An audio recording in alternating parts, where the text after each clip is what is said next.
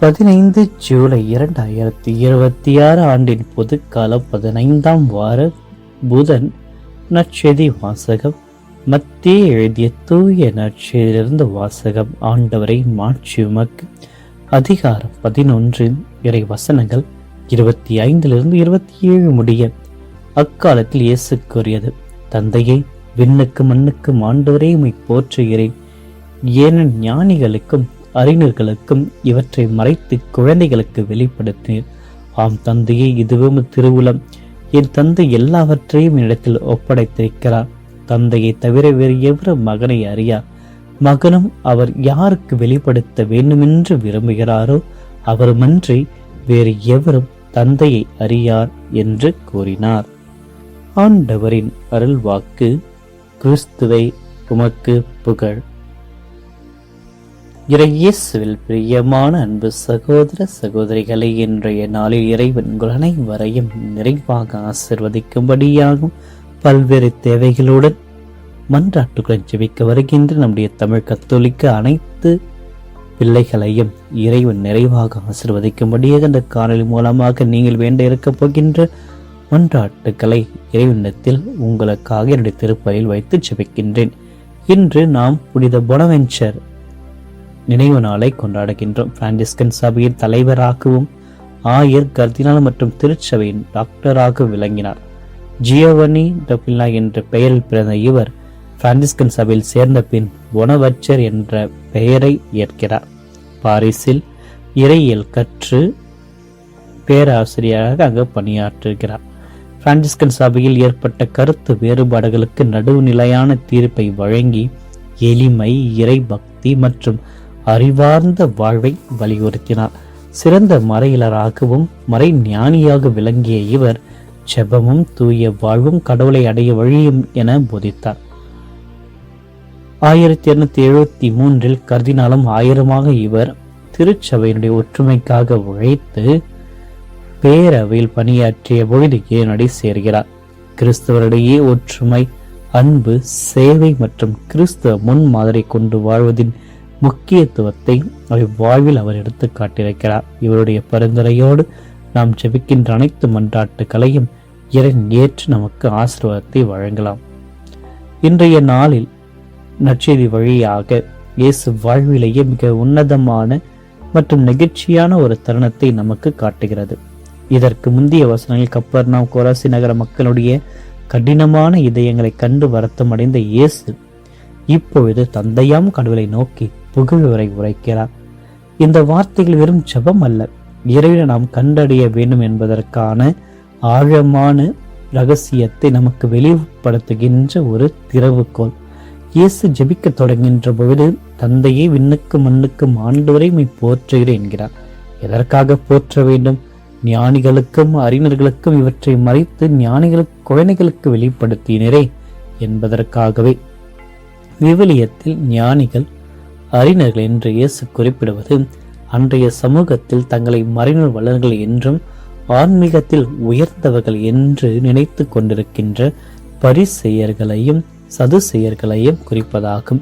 அவர்கள் தங்களுடைய சொந்த அறிவிலும் ஆன்மீக தலக்கணத்திலும் மூழ்கி இருந்ததால் அவர்களுக்கு முன்னால் நின்ற மெசியா அவர்களால் அடையாளம் காண முடியவில்லை. ஆனால் குழந்தைகள் என்று இயேசு யாரை குறிப்பிடுகிறார்?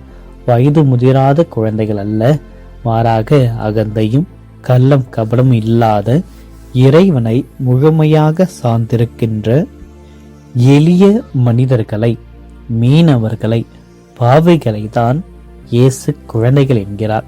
ஒரு குழந்தைக்கு தன் பெற்றோரை தவிர வேறு பாதுகாப்பு தெரியாது.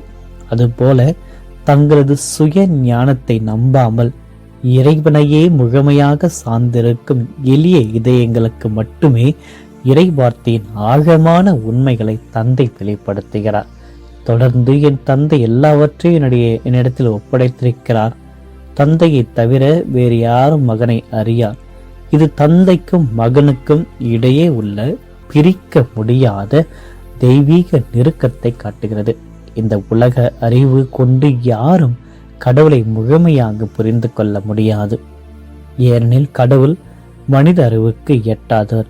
நாம் பயன்படுத்துகின்ற எந்த ஏஐ ஆக இருக்கட்டும், சாட் ஜிபிடி ஆக இருக்கட்டும், உலகத்தில் உள்ள எந்த விதமான அறிவியல் தொழில்நுட்ப சாதனங்களாக இருக்கட்டும், இறைவனை அந்த உலக அறிவோடு அறிந்து கொள்ளவும் புரிந்து கொள்ளவும் முடியாது.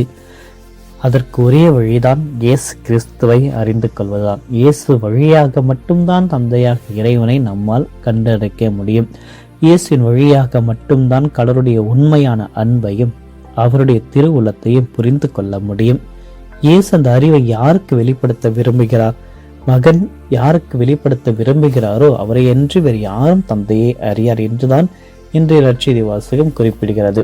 இயேசு அதை தற்பெருமை கொண்ட ஞானிகளுக்கு அல்லாமல் தாட்சியோடு தம்மிடம் வருகின்ற எளிய உள்ளங்களுக்கு மட்டுமே வெளிப்படுத்துகிறார். ஆகவே பிரியமானவர்களை, இன்றைய நற்செய்தி நம்மிடம் ஒரு முக்கியமான கேள்வியை கேட்கிறது. நம்முடைய ஆன்மீக வாழ்க்கையில் நாம் ஞானிகளாக வாழ்கிறோமா அல்லது குழந்தையாக வாழ்கிறோமா? பல நேரங்களில் நாம் வாசித்துள்ள இந்த விவிலிய அறிவை கொண்டு அல்லது நம்முடைய உலக படிப்பை கொண்டு இறைவனை புரிந்து கொள்ள முயல்கிறோம். ஆனால் ஆன்மீக வாழ்வின் ரகசியம் என்னவென்றால், நாம் எவ்வளவு படிக்கிறோமோ அவ்வளவுக்கு அதிகமாக இறைவனுக்கு முன்னிலையில் நம்மையே நாம் தாழ்த்தி இருக்க வேண்டும். தாட்சியோடு இறைவனை நாம் புரிந்து கொள்ள முயல வேண்டும். நம்முடைய அகந்தையையும் எனக்கு எல்லாம் தெரியும் என்ற ஆன்மீக தலக்கணத்தையும் இறைவனுடைய கிருபை நம் இதயத்துக்குள் நுழைவதை தடுத்து நிறுத்துகிறது. மாறாக ஒரு குழந்தையைப் போல நம்மையே நாம் தாழ்த்தி இறைவனுடைய பாதத்தில் சரணடைகின்ற பொழுது அவர் நம்முடைய அகக்கண்களை திறக்கிறார். எனவே இந்த திருப்பலியில் நாம் இறைவனிடம் வேண்டுவோம். உலக அறிவில் சிறந்தவர்களாக இருந்தாலும் இறைவனின் சமூகத்தில் ஒரு கள்ளமில்லாத குழந்தையை போன்ற தாழ்மையான இதயத்தை கொண்டிருக்க நாம் பழகுவோம். நமது சுயநல பெருமைகளை அகற்றி இறைவனுடைய அன்பையும் அவருடைய திருவுளத்தையும் முழுமையாக அறிந்து இன்றைய நாள் முழுவதும் ஏற்படுகின்ற அனைத்து சூழ்நிலையும் இறைவனை முன்னிறுத்தி நம்முடைய அறிவை பின்னிறுத்தி இறை புகழை நாம் பாட தொடர்ந்து ஜெபிப்போம். ஆமென்.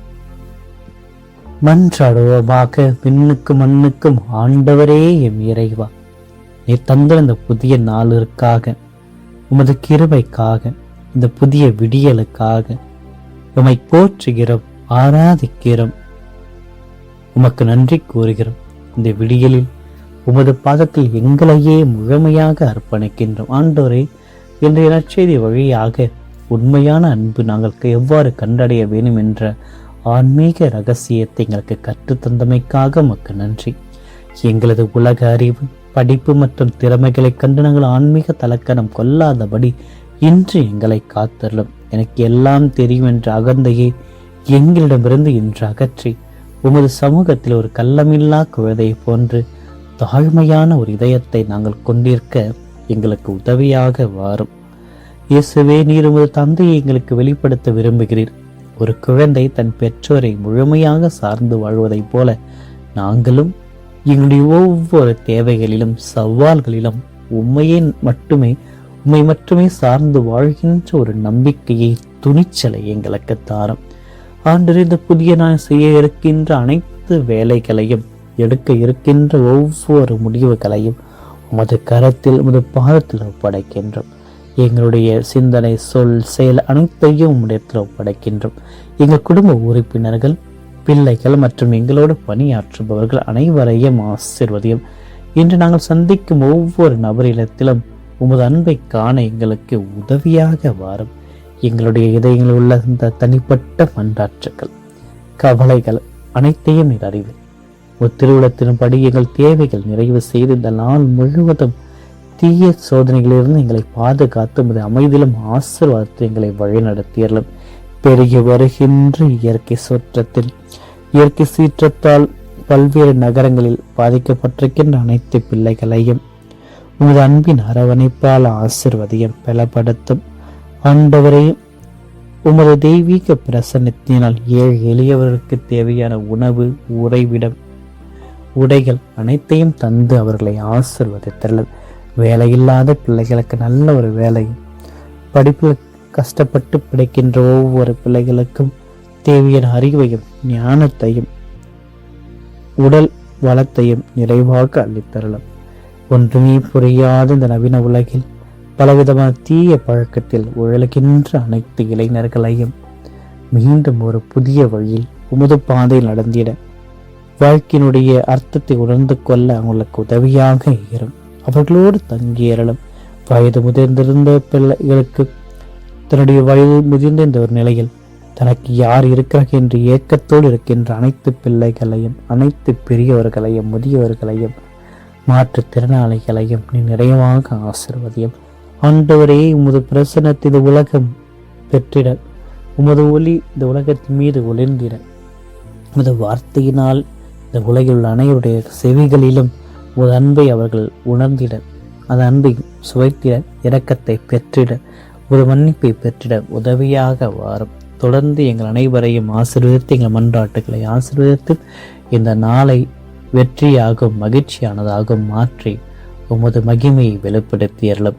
இந்த மன்றாட்டுக்களை எல்லாம் எங்கள் ஆண்டவராகிய கிறிஸ்து வழியாகவே பார்த்து நாங்கள் செபிக்கின்றோம். ஆமென். எல்லாம் அல்ல இறைவன், தந்தை, மகன், தூய ஆவியார் உங்கள் அனைவரையும் நிறைவாக ஆசீர்வதிப்பாராக. ஆமென்.